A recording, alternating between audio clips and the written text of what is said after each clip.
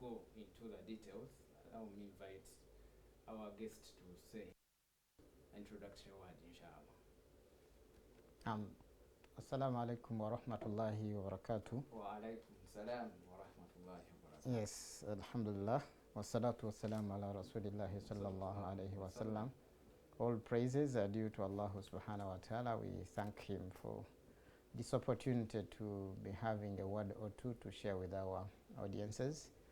Just like we said last time, and we are thankful to the management of Salam Television for giving us this airtime to try and share with our audiences outside there on the issue of good conduct in as far as Islam is concerned.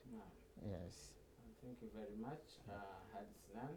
To the viewers out there, today is the 2nd of Shawwal, Muharram. Yes. Yes. The first month of the Islamic calendar, and Yes. in the new year, 1445, Yes. corresponding to the 20th of July, 2023. Of the Gregorian calendar. The Gregorian calendar, yes, Yes. please. So, Brother Sinan, Yes, please. good conduct, we in the past discussed to include good in any expected behavior of a human being Yes. in the society. Yes. Now, today, when you talk about aspects, what does the viewer expect to hear from you? Yes, Bismillahir Rahmanir Rahim. Alhamdulillah wa salatu wa salam ala Rasulillahi sallallahu alayhi wa sallam. Rabbi shrah li sadri wa yassir al-amri wa hlul 'uqdatan min lisani yafqahu qawl. We once again thank Allah subhanahu wa ta'ala for this opportunity. Like we said last time that the scholars of Islam have identified and have said that religion is good conduct. Yes, Yes, ad-dinu kulluhu husnul khulq. That whatever you call religion is good manners, and we made that overview as we're looking generally on what it means. We looked at aspects of good behavior, and as far as Islam is concerned, being a rewardable act. We talked about al-fitra, the natural disposition of some people, that people may not necessarily, that some people may not necessarily be Muslim, but their conduct is good. And when you look at aspects, these are the different different things you would look at that constitute what you would call good behavior. There are many, and actually they are the ones that we live with day in, day out. Issues of being truthful, issues of being courageous, issues of being just, aspects of being respectful to elders and being kind to others, being courteous to the people you are dealing with. Honesty, we talked about that last time when we were making our overview of the program. Yes, so those are the different aspects that constitute good conduct. And maybe we should be in position to look at some of them. Yes, because Islamically, we are required to seek knowledge. Knowledge is something which is compulsory. Yeah, according to that prophetic hadith of the Messenger sallallahu alaihi wasallam, where he said, "Talab al-ilm fariḍah ala kulli Muslim." Yes, others add on to that version, meaning it is for Allah, just like you say, Salah, Zakah, Hajj, for those who can afford. Meaning you need to understand, to have knowledge to differentiate between what is right and wrong. And this knowledge is both formal and informal. Formal is acquired within the school system. It's acquired through the school system. They teach you, maybe you go to your muallim, you go to, your parent teaches you certain things. But also informal, where people learn through experience. That you learn, this is good, this is how they do it. It's like, I remember when we were still very young, in the early primary school, one day my mother disciplined my young sister. Because what she was doing, she was cooking food using grass, when we were in the village. Then she came up and reprimanded her seriously, telling her, a woman does not cook using grass. Because this grass, much as it brings up very big fire at the beginning, the fire dies out. So you should use firewood. Now, this is something somebody is learning informally, has not gone to class. So even with this knowledge, Allah subhanahu wa ta'ala talks about those who fear him. Says, إِنَّمَا يَخْشَى اللَّهِ مِنْ عِبَادِهِ الْعُلَمَاء. Those who fear Allah subhanahu wa ta'ala amongst his servants are those who are knowledgeable. Now, knowledge about Allah subhanahu wa ta'ala, that is actually very, very important. Yes. Because actually knowledge, al-ilm, is even among the scholars, they put it among the preconditions for somebody's shahada, the testimony. That somebody must have the knowledge of it. What does it affirm? What does it negate? Because when you don't understand that, you'll end up, worshipping others other than Allah. So knowledge becomes very, very, very important. I think you remember the story of Ibrahim alayhi salam, the Quran as well. Yes, he was seeing different things and was saying, look, this is my Lord. He saw the stars. He saw the moon, says, Hada Rabbi. He saw the sun, say, Hada Rabbi, Hada Akbar. This is even bigger, greater. Wow. But when he went away, it was like, no, I do not worship, things that do what? Disappear. Until finally Allah subhanahu wa ta'ala guided him with knowledge.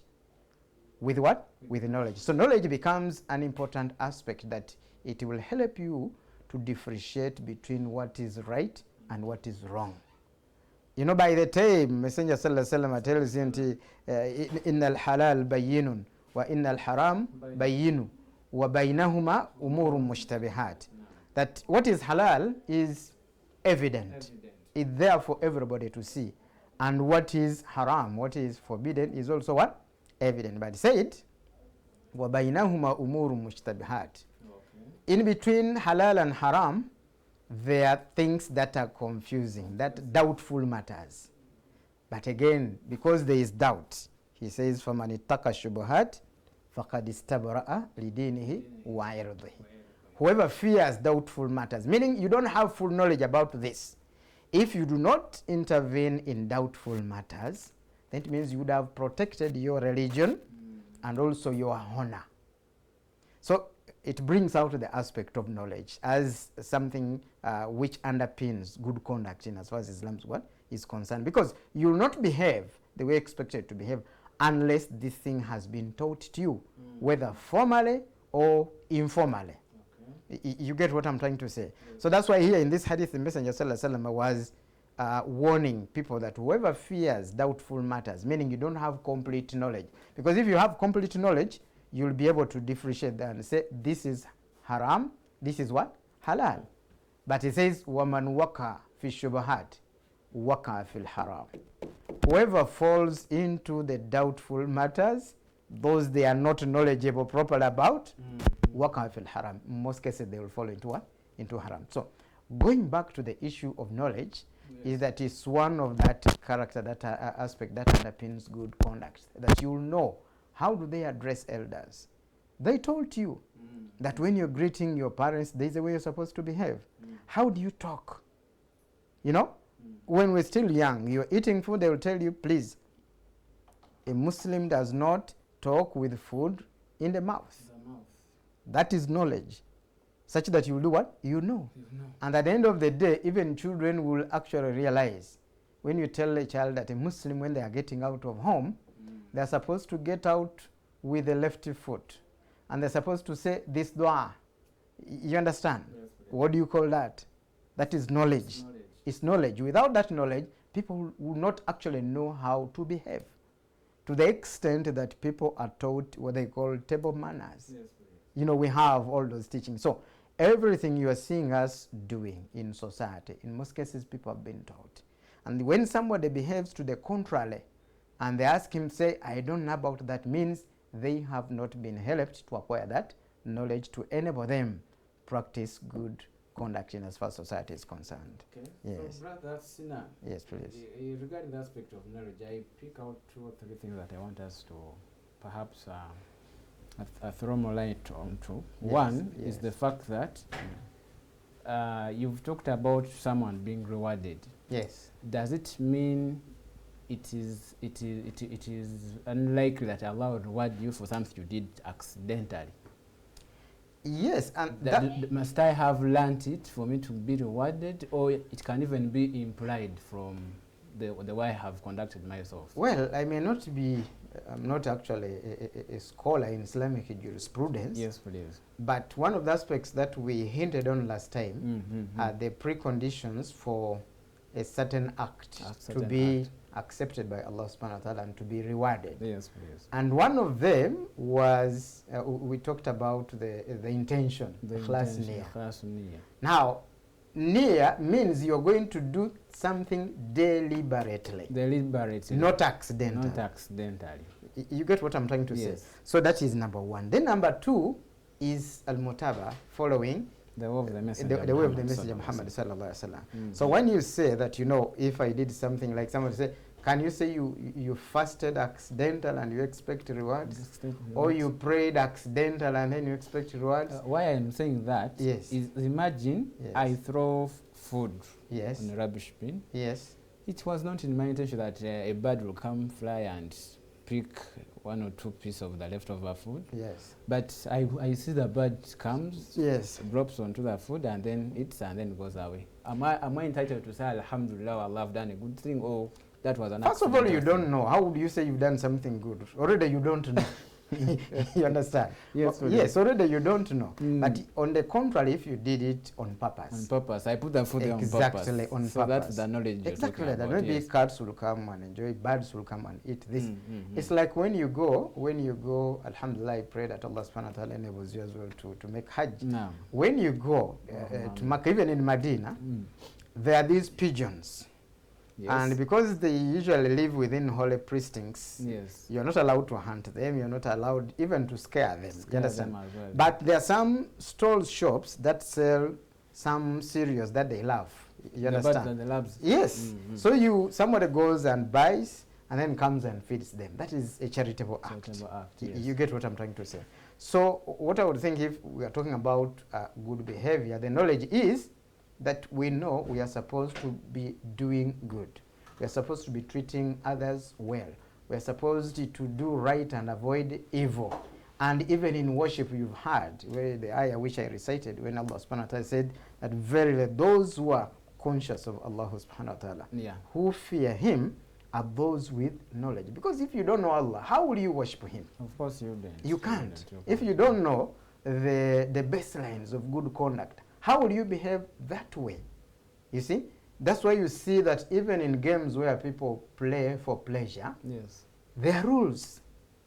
And before you play that game, you get what I'm trying to say. You must have learned those rules. Okay. That's why you find in football, you find somebody is offside, for instance. You get me? If you are a medic, you can't touch a patient without having gone to school. Otherwise, you will be called a quack. You get what I'm trying to say? If it is business, you must learn at least the ABCDs of business. If you don't have that knowledge, most likely you'll get issues. So generally, even with good conduct, somebody must acquire that knowledge, whether formally or informally. So and that now takes me to the second point, which is the fact that today, I don't want to say that we have a lack of mentors or people to show us the way. You find that parents, even in the school, some schools even don't mind. You come to study. It is up to you whether you behave well or not. It's not their business. It's what they want out of you. So in other words, you're trying to tell us that there should be a deliberate strategy or act by the parent at home to ensure that this person learns something as regards good behavior. The schools where we are, the communities where we are. Now today is a generation where people no longer respect that. Or they don't care. Even don't care. You do whatever you do, the world has to go on. So what message would you have for the parents? Definitely this is, and I think that is partly why we are doing even this program. Yes, please. That today we have a big problem. Iblis is busy teaching. You know, it's a creed to the people whom it wants it to follow. Now, originally in all our societies, we would have this responsibility spread across. In the house where the child grew up. There you have the elder advising the young ones. Then in the neighborhood. On the village, on the way, in the markets, in the markets, where? And even in the school system, that where everything it will be deliberate to teach people. Actually, at the end of the day, you know, it's not too much about the chemistry you did, the history you did, the mathematics you did, yes, but the ethos that you picked out in terms of knowledge. You know, when they tell you you are supposed to do ABCD, for us, I think, for me, I've had the pleasure of growing up in the village. Yes, but everybody in the community would discipline you whenever you do error. Is this the same case today, or of course today, especially in urban areas? By the way, even in the villages, it is the other way around. That's why you have a society, a generation that has gone crazy. That's why you have a society devoid of barakah. That you really see there is no blessing. You hear of children, you know, wanting their parents to die simply because they want to inherit their wealth. Yes. Now, these are people who have been neglected. Because at the end of the day, the time we are supposed to spend as a society, as families, as neighbors, as an educational system, is supposed to build some of these values. Because at the end of the day, in any what they call training or education, yes, please. I'm from a management background. Yeah. Now, in any form of training, you'll have three major aspects. Yes. And in those aspects, you have, the first one is knowledge. Knowledge. The second one is skills. Skills. The third is attitude. Attitude. You get what I'm trying to say? But of all those three, the easiest to get is actually knowledge. But you must get it first. You understand what I'm trying to say? When we are conducting this program on television, you know, the people who have hosted us, even yourself, you are my host. I don't believe you just woke up one day and came and began hosting these shows without being taken through the ABCDs. Meaning you got some level of knowledge. How do we do this? How do we do this? You understand? What are the things to go for? What are the things to avoid? Then from the knowledge, you're supposed to implement this knowledge practically. That's what we call it what? The skills. The skills. And now from those, that's when you see the attitude, which is the inner feelings, which are expressed in form of behavior. Okay. And again, that takes us to the conduct, but again starts from where knowledge what is. So even Islamically, even when you are doing dawah, they don't encourage you to do dawah from the blue. From the blue. No. The minimum is when Messenger Sallallahu Alaihi Wasallam said that Ballighu anni walau ayah. That's the minimum. You understand? Even if it is one side. Disseminate from me. Exactly. It's a single sign. But Allah, when Allah subhanahu wa ta'ala was telling Messenger, was telling him, tell the people that qul, tell them, hadihi sabili. This is my way. This is my way. Ad'u ila Allah. I invite people towards who? Allah subhanahu wa ta'ala. To do good and to avoid what? Evil. And he says, ala basira, from certain knowledge. And then he says, ana, me, the Messenger sallallahu alaihi wasallam, wa man ittaba'ana, and whoever is going to follow me. So in here, even you will say, okay, Messenger sallallahu alaihi wasallam was Nabiyul Ummi, a messenger who was unlettered, who never went to school, but his Lord taught him. And it's not by accident that the first revelation was Iqra. You get what I'm trying to say? Yes, so knowledge of what you are supposed actually to behave, they will actually tell you. Knowledge of your culture, knowledge of how you do your work, knowledge of how you socialize, knowledge of how you behave with others, knowledge of how you do business. Everything, you will see that it has this aspect which is very, very central. This is a very interesting and very crucial aspect. Actually, one time I was interacting with an elderly person, and it said, he asked me if I had children. I told him I did, and he was like, what do you think are the most important things to give to a kid? I was telling him education, a nice home. He said, don't you think you've skipped the most important ones? I told him, what is the first? He said, the first one, teach your kid Allah. Teach him manners. Teach him work. Whether it is sewing clothing, whether it is mopping the house. If the kid can have those three, then the others become what? Additions. And I really reflected on that and said, wow, this is really an Hidaayah person. Yes. And another occasion I went to a school and this head teacher was addressing his members of staff. Okay. And the head teacher was saying, you staff, you're not paying attention to these kids that have been entrusted to us. Yes. Because you think none of them is your children. But the day you will have kids is when you know that it is a duty upon you to do what? To do the needful. To do the needful. Yes. So I think our viewers out there, you have an individual responsibility to yourself, to your family, to the community, to ensure that everything goes well in that aspect. Yes. So do you have a point on knowledge that we can conclude upon? Yes. What I may say that, this encompasses almost everything in as far as our entire lives are concerned. Okay. Knowledge about our Creator. It will help us to worship Him better and in the manner that He wants us to worship Him. Knowledge about His Messenger Muhammad and other prophets will help us to follow the path that He brought for us. Knowledge of our own selves. Okay. Knowledge of how we behave amongst others. Knowledge of building society. Knowledge of how to invite others towards Islam. Yes, please. Such that it will have that impact of ensuring that people understand you, that you want to be what? Understood. That's why there is a full course about communication skills. So every aspect of good conduct, whatever we may actually speak about, must be learned. Somebody must learn and actually understand it before they can implement it. May Allah subhanahu wa ta'ala give us the knowledge to understand it as far as behavior is concerned. Thank you very much, Brother Sinan, for taking us through the aspect of knowledge as being key in one upholding good conduct in the community. So inshallah, as our viewers, we want to encourage you as well to seek for knowledge and ensure that you live by the knowledge that you have attained. We are going to take a short break, inshallah, and be returning after this break.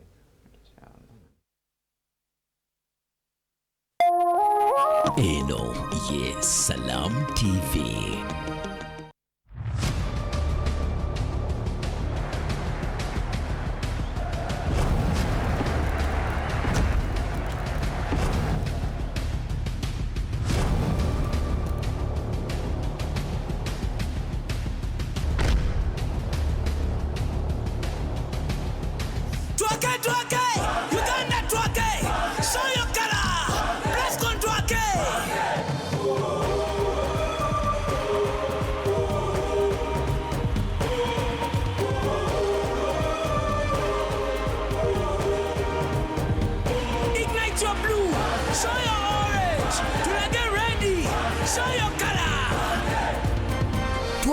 Twake for our teams. Ignite your color with Plascon, proud partner of Uganda Sports.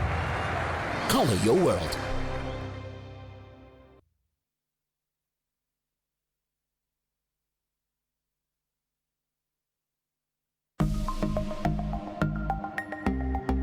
Better steady, be better. By nature of who we are as a people, you want to blame someone else for something that befalls you, something unfortunate that befalls you. You scratch someone's car, you're looking for the next border guy to blame and all those kinds of things.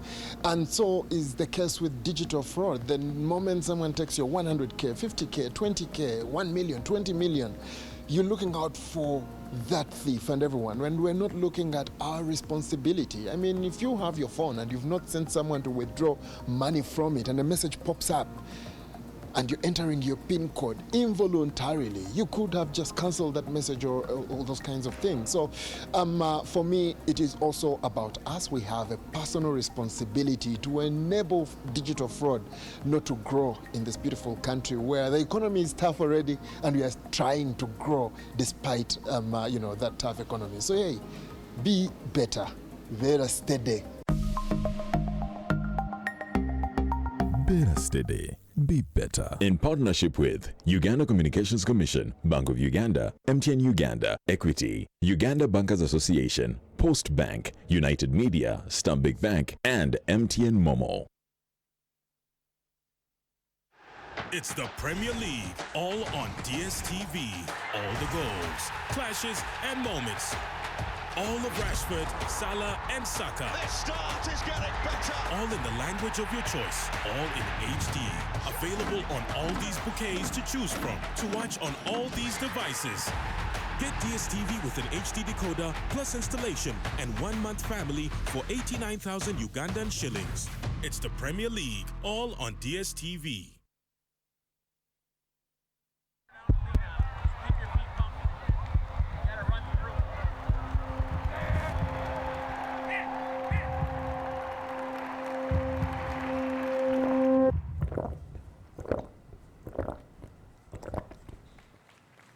Nivana wafe twenywele nivana wafe twenywele nivana wafe tunyola eish eish eish eish nivana wafe tunyola for more goals kumala kenyonta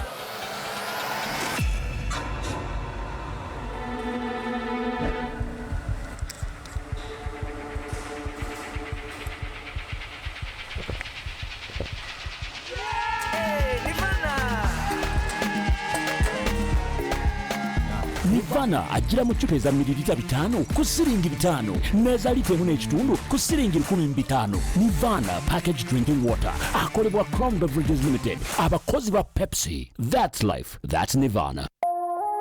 Eno ye Salam TV.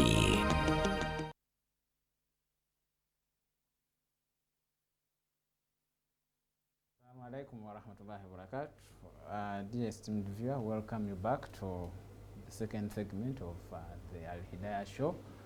We are looking at practicing good conduct and specifically aspects of good morals. I'm Muhammad Sekara, your host, and with me is brother Sinan Siraj Bulambago.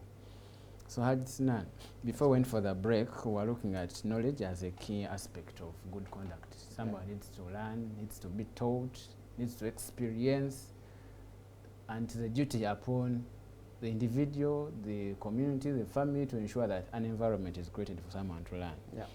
And has to be deliberate. It's not accidental, but rather someone has to take the time and effort to see that they learn what is good conduct. You hinted of table manners, communication skills. Some even teach us how to answer phone calls. When you go to an organization, how you should dress. All those are embedded in the knowledge that is given to individuals. And we saw that in Islam, since you're rewarded for good conduct, you cannot be rewarded for something you've done accidentally. You need to intend it and deliberately do what you learned and have done. And do it the proper way. And do it the proper way with the teachings of the Messenger Muhammad sallallahu alaihi wasallam. Now, are there any other aspects apart from knowledge that constitute good conduct? Yes, there are many. And actually maybe for today we can add on to what you would call courage. Courage. Yes, in as far as good conduct is concerned. Courage, some people would want to look at it as just merely being fearless or lack of fear to... Is it also brevity? Yes. Being brave? Yes, okay. That's another explanation for it. But it also has something to do with facing the reality. Facing the reality. Facing the reality. For instance, courage to speak the truth. One of the most difficult things in as far as our generation is concerned is being truthful. Because at times, the truth, when you speak it, people fear it is going to be against you or against your loved one. Yes. Actually, you remind me. Yes. You know, one of the conditions for your tawbah to be accepted if you've wronged someone is you have to go and stand before them and say, brother, I did ABCD to you, please forgive me, such that Allah may forgive me. So and somebody says, how would I go and stand before someone I maligned? No, that is courage. Did this, that's the courage. Courage, that is facing the truth as it is, facing reality. Facing the reality. Number two, because there's a story during the time of the Messenger sallallahu alaihi wasallam when he made a saying that you should come to the aid of your brother Muslim, whether he has been wronged or he has wronged others. It is your incumbent upon you to come to his aid, to assist him. You get what I'm trying to say? Now, the companions were a little bit, taken aback. They say, okay, Ya Rasulallah, we understand somebody who has been oppressed or somebody who has been wronged. We can help. We can help. What about the one who has actually wronged others? And was like, you help him by telling him that what you have done is actually wrong. You get what I'm trying to say? And also courage means standing up against what is wrong, irrespective of who is in the wrong. And respect whether of exactly which interest you have. And the position they have. That is also something to do with standing up to leaders. That is courage, especially if a leader is your manager at the place of work, but is abusive, is doing things that are not right. What is better, what shows your courage as a form of good conduct, is being able to tell them that what you're doing is wrong, albeit you must consider the approach. The approach. That's it's like trying to tell your mother that she's wrong. You don't shout at her. Or even your boss. You find a way in which you are going to package your message. That's the knowledge you talked about exactly. in the beginning. Yeah, but also courage here, you have that courage to, because some people would prefer either keeping quiet and they talk about you in corridors. In corridors. Sometimes even people we call our friends, they are not courageous enough to tell us our weaknesses. And I think that is not a true definition of friendship. It is the skill we need to build in now. Exactly, being courageous. And because people lie because they fear fellow human beings. Yeah, and not knowing that now Allah subhanahu wa ta'ala is the one whom they have not feared, and have instead they feared a fellow what? Human being. The other thing is the way Messenger sallallahu alaihi wasallam talks about courage in terms of saying that those who are courageous, in the meaning of the tradition, that those who are courageous are not those who wrestle men down. You've seen the WWE. Yes, those ones who wrestle. He said the courageous ones are those who control their anger at the time when they are angry. That's courage.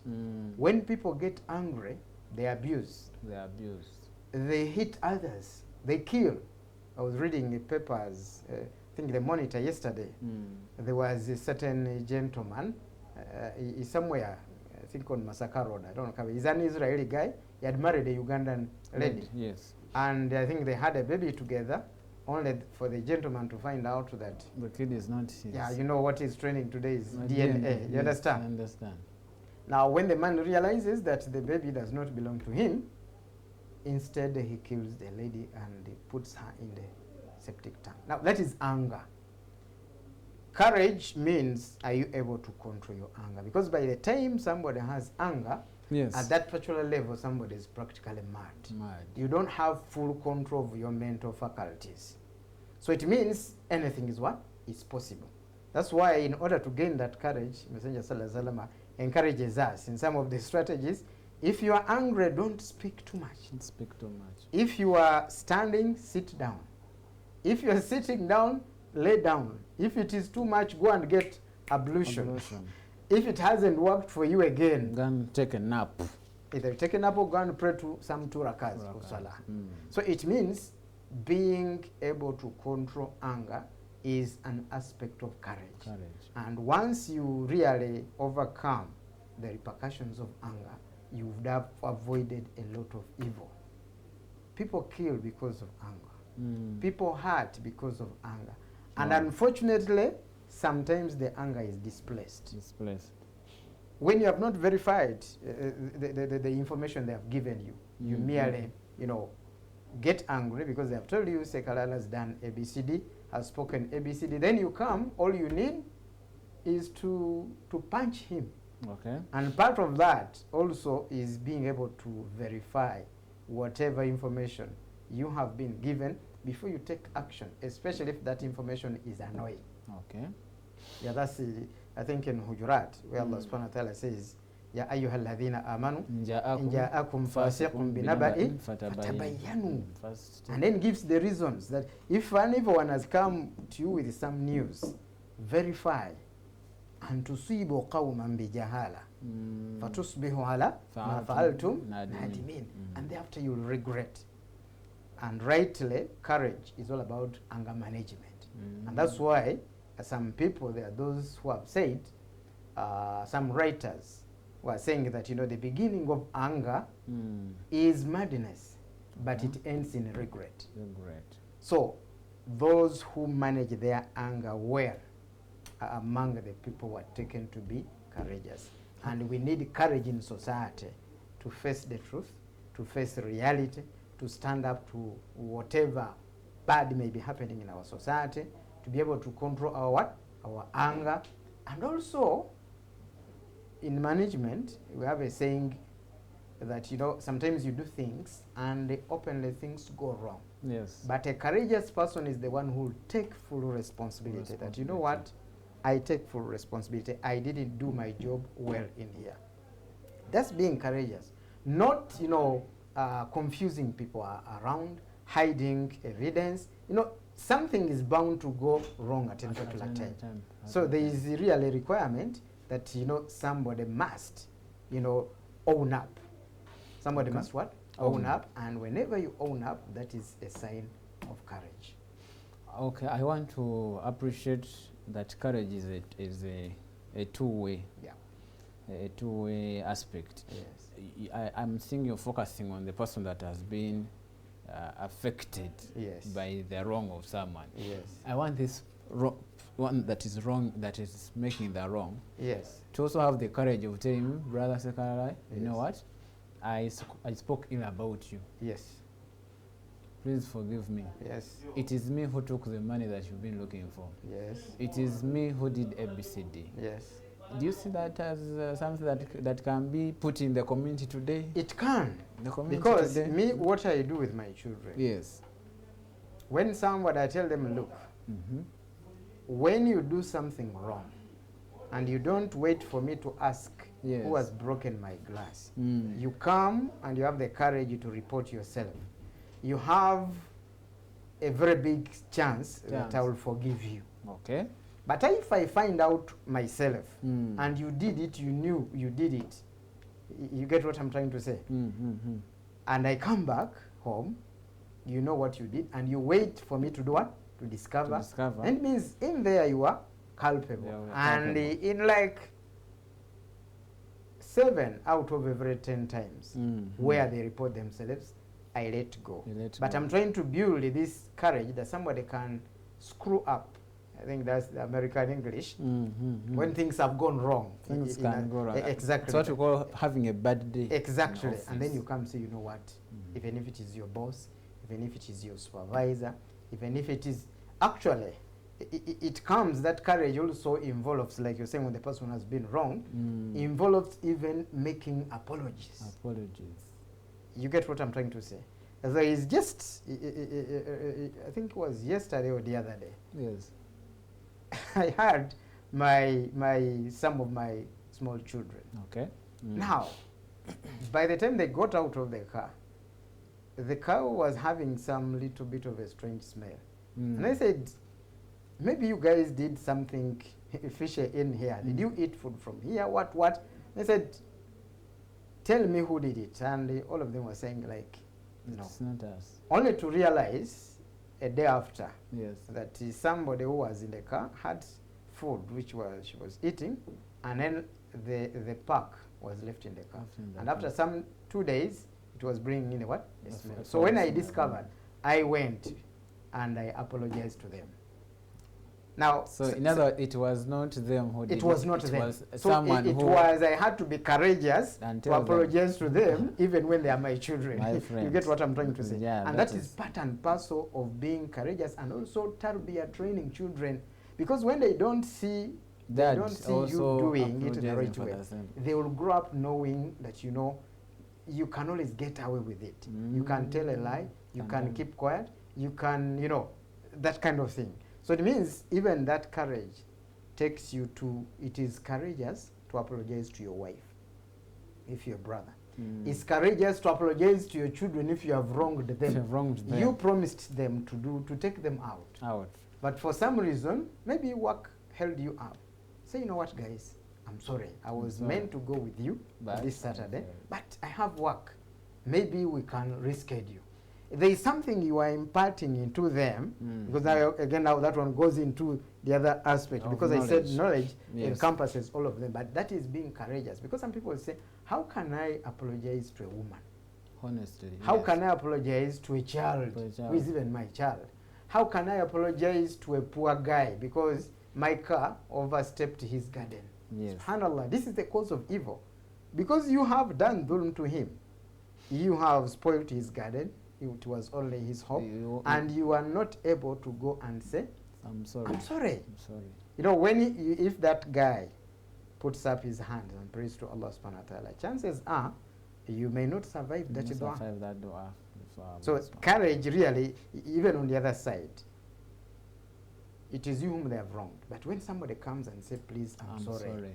Have the it's courage also not very easy to forgive. I remember the story of Abu Bakr. Yes. When they when they had actually falsely accused his daughter. And then it was that guy who was leading, and it was a relative. And he said, from today I have no business with and you. a full verse came because of that. So it means also it is courageous, because now even Abu Bakr as-Siddiq radiallahu anhu, big size in as far as this ummah is what? Is concerned. A man whom they say that when they put his iman on one side of the scale and the rest of us, exactly, the rest of his us is heavier than ours. It was becoming a challenge for him. Actually, so it means it's also courage to be able to what? To forgive. But what most people say in our generation, they will tell you, forgive and forget. Forgive and forget. I only agree with that phrase 50% midway. You can't forget. I mean, it's not within your ability to forget. You don't control it, do you? Or we'd say forgive and ignore, perhaps. Maybe, but when they say forgive and forget, I think that is not really, it's not realistic. Yes, because how do you forget? Do you have full control of what you want to forget and what you want to remember? I think humanly speaking, that's not within our. I think let's say forgive and ignore, because you can just say, yes. We closed that chapter a long time ago. I am not going back. Yeah, but you will take years when still here. But of course, the difference is after you have forgiven, even when you remember, it doesn't hurt you. Hurt you. Because you have decided to say, okay, I've forgiven you, but I also close that one chapter. That even when it comes to your mind, because a person who took money from you. Yeah, imagine I lent you my 5 million shillings. And now, there's a person whom I know, lent a brother of his. Over 10 years ago, he lent a brother of his 4.5 million. Oh, wow. Now, 4.5 million, 10 years ago, the value then was so high. Was relatively bigger. And then all of a sudden, the guy doesn't pay up. And he's a real brother. It's now 8 years. Time goes on, the guy is not paying. But Allah makes him, even who was doing business and was succeeding, the business starts going where? Down. And this brother of his, whenever I would see him, he would remember, I need my money. Until he saw that after all, I'm even better off financially than this little brother of mine. Why don't I forgive him? Wow. But he finally called him, said, when I told him I've forgiven you, it's like I had offloaded a very big sack, of heaviness from my what? My shoulders. But he says up to today, it has never gone out of his memory. But the difference is, these days because he forgave, even if when he sees him, they chat, they hug, and they laugh, it no longer affects him. Yeah, so the issue of forgiving and forgetting, I really don't know what they really mean, but I think maybe you have a better word where you say forgive and ignore. Probably that one could work out. But again, forgiving is also a sign of courage. And if we forgive each other, we should be in position to move our society ahead. With good conduct. And it creates harmony amongst the creations of Allah subhanahu wa ta'ala. Brother Sinan, I see time is swiftly moving. Okay. But I think we are going to have to wrap it up on this very point. Yes. The issue of courage. Yes. There is someone who is narrating a life story of late in one of the television stations, and it was like their parents used to teach them that if you do something wrong and come and tell me, yes, be rest assured I won't punish you. But Yes. should I ask and you don't, yes, that is the cause of punishment. Yes. So in other words, there should be that training of someone to also be courageous. exactly, In other words. exactly. Okay. Yes. So kindly, I don't know whether you can say a parting shot or you want to make a hint on what other aspects of good morals are. Yes, maybe we can part on that, but because of lack of courage, Yes. many things have gone amiss in our society. Okay. People are not ready to face challenges. People are told that, you know, children, or even in the marriage, you may find people in their marriage life, when somebody can never expect somebody to tell him that, you know what, you've done wrong. You've done wrong. It's like there are those people in the category that, in as far as that one is concerned, you should never say anything that they don't want to hear. I think that is not okay. How about And, for yes. categories of persons that it is in their DNA not to say sorry? What do you have? I don't want to believe that there is anything to do with the somebody is saying it is in the DNA. My DNA, I don't have the word No, sorry in my DNA. I don't want to believe so, because like we said last time, that, you know, people are born on the purity of the natural disposition.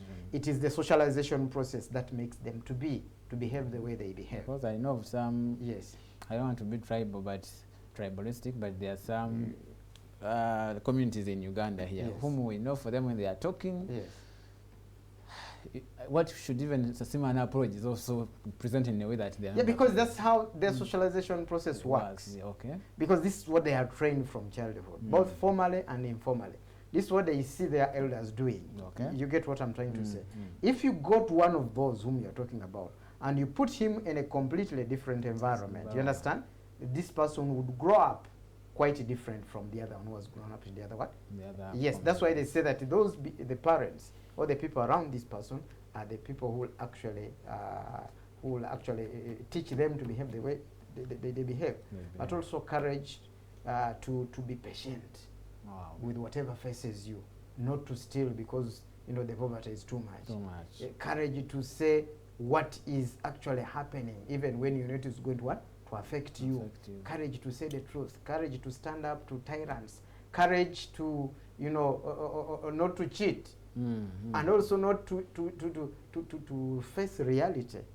You've heard about young men, like we talked about, I think, some time back, yes, who, because of fear of being ashamed, they put themselves in a certain class, social class, social class, where they don't belong.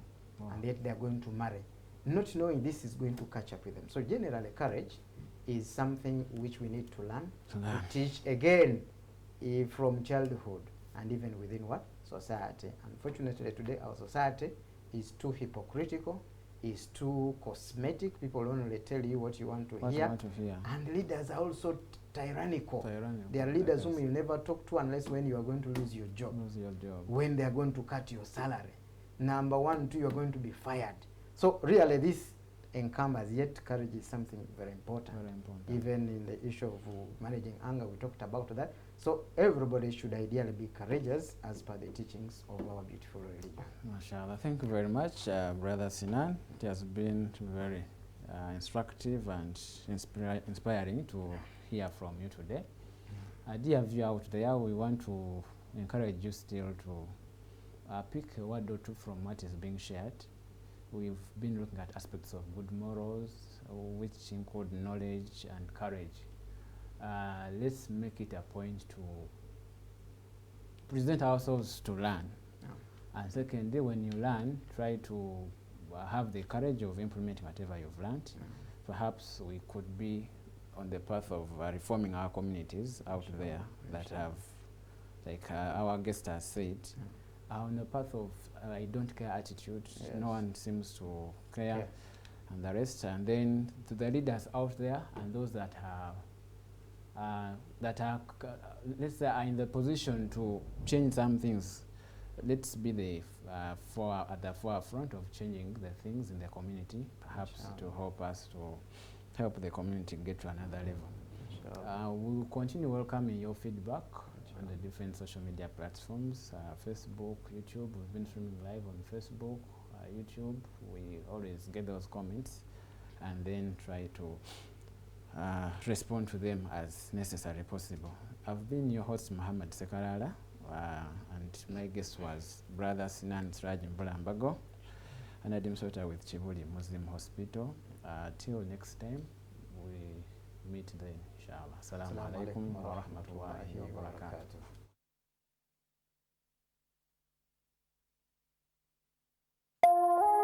Eno ye Salam TV.